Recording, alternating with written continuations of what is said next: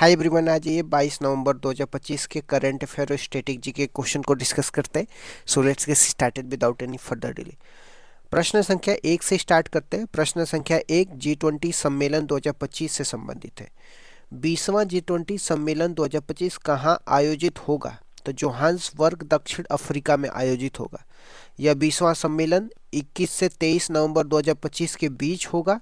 भारत की ओर से प्रधानमंत्री मोदी इसमें भाग लेंगे। G20 की स्थापना की बात करते हैं 1999 में हुआ था और पहली इसकी बैठक 2008 के वॉशिंगटन डीसी में हुई थी। 2025 की थीम की बात करते हैं सॉलिडरिटी, इक्वलिटी और सस्टेनेबिलिटी है। प्रश्न संख्या 2 पे आ जाते हैं। Global climate change performance index 2026 से रिलेटेड है। भारत का स्थान 23वां है। यह रिपोर्ट बेलम, ब्राजील के COP30 में जारी हुई है। पहले 3 स्थान खाली रहे, कोई भी देश मानक पूरा न कर पाया है। चौथे स्थान पे डेनमार्क रहा है। भारत 10वीं रैंक से गिर करके 23वें स्थान पे आ गया। कारण क्या था? कोयले का भारी उपयोग भारत कर रहा था। क्वेश्चन नंबर 3 में आ जाते हैं। भारत का सबसे वैल्यूएबल ब्रांड 2025 से संबंधित है। CRT ब्रांड जेड के अनुसार भारत का सबसे वैल्यूएबल ब्रांड कौन सा है? HDFC बैंक ने TCS को पीछे छोड़ करके पहला स्थान लिया है। बैंक का मूल्य लगभग $44.9 बिलियन है। ग्रोथ के मामले में जोमेटो नंबर 1 रहा है। जोमेटो की तेजी का कारण ब्लिंकिट का अधिग्रहण है। क्वेश्चन नंबर 4 में आ जाते हैं। अमेरिका ने किस देश को MNNA बनाया है? यूएसए ने किसे मेजर नॉन नेटो एलाई घोषित किया है? तो सऊदी अरब को किया है। नेटो की स्थापना की बात करते हैं तो 1949 में हुई थी और इसका हेडक्वार्टर ब्रुसेल है, बेल्जियम की राजधानी। नेटो में टोटल 32 सदस्य हैं। नवीनतम सदस्य स्वीडन है। MNNA स्टेटस से सैन्य खरीद और रक्षा सहयोग आसान होता है। सऊदी अरब की बात करते हैं। सऊदी अरब की राजधानी रियाद है। यहाँ पे रब अल खाली मरुस्थल भी है, तो ये भी पॉइंट आपको ध्यान में रखना है। क्वेश्चन नंबर 5 में आ जाते हैं। टेस्ला का पहला भारतीय डेडिकेटेड सेंटर से संबंधित है। टेस्ला भारत में अपना पहला सेंटर कहाँ बनाएगा? गुरुग्राम, हरियाणा में बनाएगा। भारत टेस्ला का 50वां ग्लोबल मार्केट होगा। टेस्ला इलेक्ट्रिक व्हीकल के क्षेत्र में शीर्ष कंपनी है। कंपनी के CEO कौन है? एलन मस्क है। इसी दिन इंडिया पोस्ट ने IIT दिल्ली में जेनजेड थीम पोस्ट ऑफिस लॉन्च किया है। क्वेश्चन नंबर 6 में आ जाते हैं। भारत की देशी क्रिस्पर जीन थेरेपी से संबंधित है। सिकल सेल अनीमिया के लिए लॉन्च की गई जीन थेरेपी का नाम क्या है? तो बिरसा 1001 है। यह भारत की पहली स्वदेशी किस पर आधारित जीन थेरेपी है? यह खराब जीन को अच्छे जीन से बदल करके रोग का इलाज करती है। सिकल सेल में RBC का आकार हाशिए का आकार हो जाता है। लक्ष्य की बात करते हैं। भारत में सिकल सेल का उन्मूलन 2047 तक है। प्रश्न संख्या 7 में आ जाते हैं। वर्ल्ड फिशरीज डे से संबंधित है। वर्ल्ड फिशरीज डे कब मनाया जाता है? 21 नवंबर को मनाया जाता है। इसका आयोजन दिल्ली के सुषमा स्वराज भवन में हुआ है और इस दिवस की शुरुआत 1997 में की गई थी। ब्लू इकोनॉमी और मत्स्य पालन को बढ़ावा देना इसका मुख्य उद्देश्य है। PM मत्स्य संपदा योजना 10 सितंबर 2020 से शुरू की जाएगी। क्वेश्चन नंबर 8 में आ जाते हैं। व्हाट्सएप आधारित मी सेवा ऐप से संबंधित है। तो मी सेवा ऐप पहल किस राज्य ने लॉन्च करी है? तेलंगाना ने लॉन्च करी है। व्हाट्सएप के माध्यम से सरकारी सेवाएं उपलब्ध कराने का उद्देश्य है। यह AI आधारित सेवा प्लेटफॉर्म है। जन्म, मृत्यु प्रमाण पत्र, पेंशन आदि सेवाएं इस पे मिल जाएगी।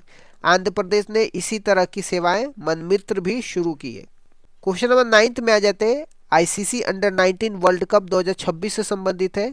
ICC अंडर-19 वर्ल्ड कप 2026 की मेजबानी कौन करेगा? तो जिम्बाब्वे और नामीबिया करेगा। यह 16वां संस्करण होगा। फाइनल हरारे, जिम्बाब्वे की राजधानी में होगा। पिछला अंडर-19 कप 2024 ऑस्ट्रेलिया ने जीता था। भारत अब तक 5 बार विजेता रहा है और दुनिया में सबसे सफल टीम है। क्वेश्चन नंबर 10 में आ जाता है। अर्थ समिट 2025-26 से संबंधित है। क्वेश्चन नंबर 10 में आ जाता है। अर्थ समिट 2025-26 से संबंधित है। यह अर्थ समिट कहाँ पे आयोजित हुआ है? हैदराबाद में हुआ है। नाबार्ड प्लस IAMAI ने मिलकर के इसका आयोजन किया है। नाबार्ड की बात करते हैं। इसकी स्थापना 1982 में हुई थी। शिवरमन समिति की सिफारिश पे हुई थी। डिजिटल व ग्रामीण नवाचार को बढ़ावा देना इसका उद्देश्य है। पहली विश्व अर्थ समिट की बात करते हैं 1992 में हुआ था। रियो डी जेनेरियो में हुआ था। क्वेश्चन नंबर 1 से स्टार्ट करते हैं। अशोक के राजा बनने की भविष्यवाणी किसने करी थी? पिंगल वत्स नामक आजीवक ने अशोक के राजा बनने की भविष्यवाणी करी थी। चाणक्य की मृत्यु के बाद मौर्य साम्राज्य का प्रधानमंत्री कौन बना था? चाणक्य की मृत्यु के बाद खलटक नामक व्यक्ति प्रधानमंत्री बना। खलटक के बाद राधागुप्त प्रधानमंत्री बना, जिसकी सहायता से अशोक अगला मौर्य शासक बना।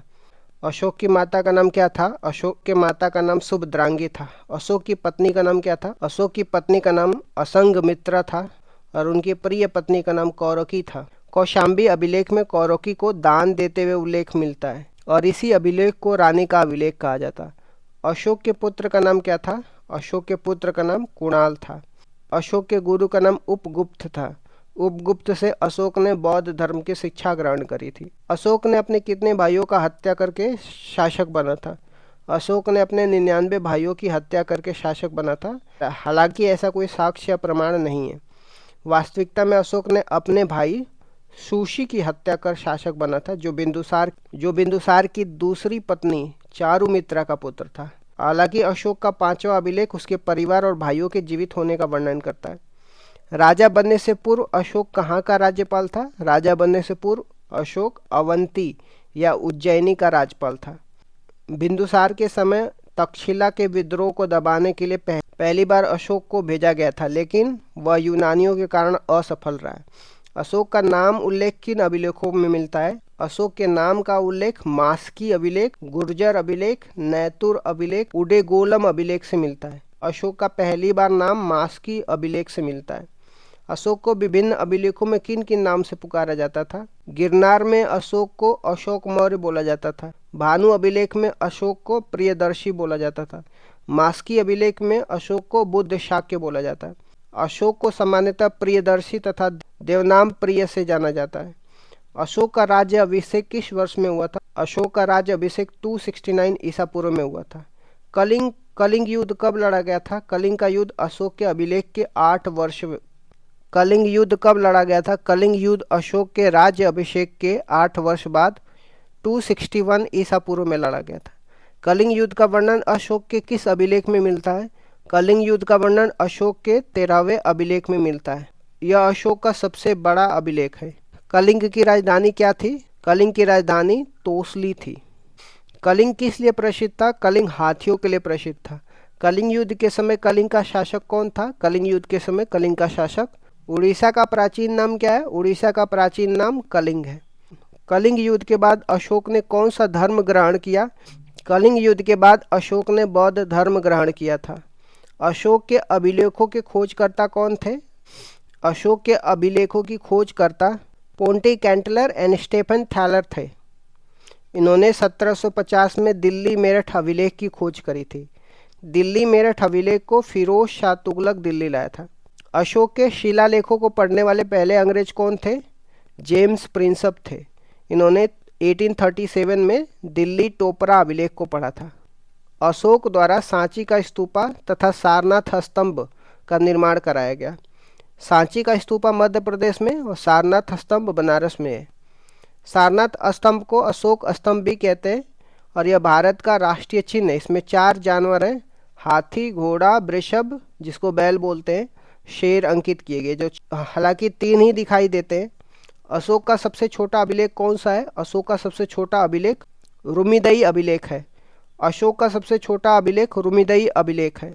इसमें भू राजस्व की दर को कम करने का वर्णन किया गया है। अशोक ने किस शहर की स्थापना करी थी? अशोक ने श्रीनगर शहर को बसाया था।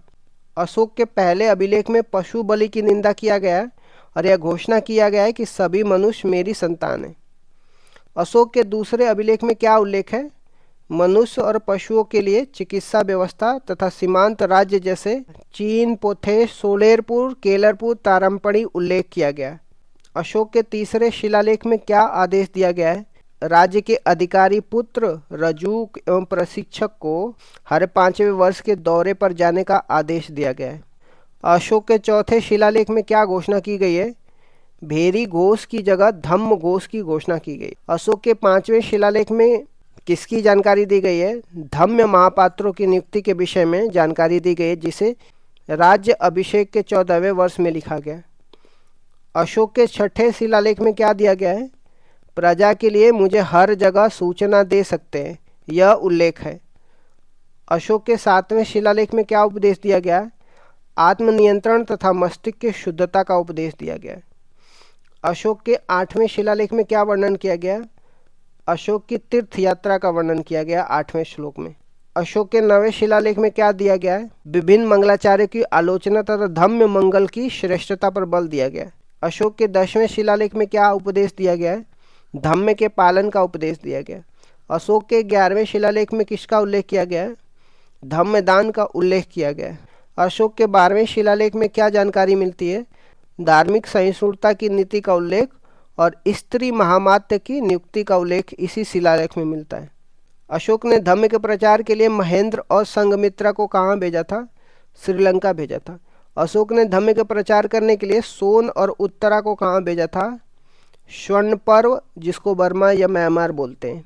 अशोक ने धम्म का प्रचार करने के लिए मजतांगनी को कहाँ भेजा था? कश्मीर और गांधार भेजा था। अशोक ने धम्म के प्रचार करने के लिए महारक्षित को कहाँ भेजा था? यमन राज्य में भेजा था। मौर्य काल में विभिन्न प्रांतों की राजधानियां देखते हैं। जो मध्य प्रांत होता है, जिसके प्राची या प्राची बोलते हैं, इसकी राजधानी पाटलिपुत्र होती थी। कलिंग, जिसको पूर्वी प्रांत बोला जाता था, इसकी राजधानी तोशली। अवंती की राजधानी उज्जैनी। उत्तर पथ, जिसको उदीची बोला जाता है, इसकी राजधानी तक्षशिला। दक्षिणा पंथ की राजधानी स्वर्णगिरी। अब आ जाते हैं शुंग वंश से संबंधित कुछ प्रश्न पे। मौर्य वंश का अंतिम शासक कौन था? मौर्य वंश का अंतिम शासक बृहदर्थ था। उसके सेनापति पुष्यमित्र शुंग ने बृहदर्थ की हत्या कर शुंग वंश की स्थापना करी थी। शुंग वंश के निवासी कहाँ के रहने वाले थे? शुंग वंश के निवासी उज्जैनी के रहने वाले थे। शुंग वंश के लोग किन के सेवक थे? शुंग वंश के लोग मौर्यों के सेवक। शुंग वंश का संस्थापक कौन था? शुंग वंश का संस्थापक पुष्यमित्र शुंग था। शुंग वंश की राजधानी क्या थी? शुंग वंश की प्राथमिक राजधानी पाटलिपुत्र थी, जिसे बाद में विदिशा ले जाया गया। पुष्यमित्र शुंग ने कितने अश्वमेध यज्ञ कराए थे? पुष्यमित्र शुंग ने 2 अश्वमेध यज्ञ कराए थे। पुष्यमित्र शुंग के समय पुरोहित कौन थे? तो पुष्यमित्र शुंग के समय पुरोहित पतंजलि थे। पतंजलि ने कौन सी किताब लिखी थी? पतंजलि ने महाभाष्य नामक किताब लिखी थी। यह पुस्तक संस्कृत भाषा में लिखी गई थी। पुष्यमित्र शुंग ने किस स्तूप का निर्माण कराया था? पुष्यमित्र शुंग ने भरऊत का स्तूप, जो मध्य प्रदेश में, इसका निर्माण कराया था। मनुस्मृति की रचना किसके समय हुई थी? मनु के द्वारा पुष्यमित्र शुंग के समय मनुस्मृति की रचना की गई थी। पुष्यमित्र शुंग को क्या कहा जाता था? पुष्यमित्र शुंग को बौद्धों का संहारक कहा जाता है। ऐसा कहा जाता था कि वह एक बुद्ध के सिर के बदले 100 दिनार देता था। शुंग वंश का अगला शासक कौन था? पुष्यमित्र शुंग के बाद अगला शासक अग्रिमित्र था। अग्रिमित्र की जीवनी पर आधारित पुस्तक का नाम क्या है? अग्रिमित्र के जीवनी पर आधारित पुस्तक का नाम मालविकाग्निमित्र है। इस पुस्तक के लेखक कालिदास थे। शुंग वंश का अंतिम शासक कौन था? शुंग वंश का अंतिम शासक देवभूति था। देवभूति की हत्या उसके अमात्य वासुदेव द्वारा कर दी गई थी, जिसके बाद कर्ण वंश की स्थापना की गई। Thank you so much guys, keep loving, keep supporting, bye bye, see you.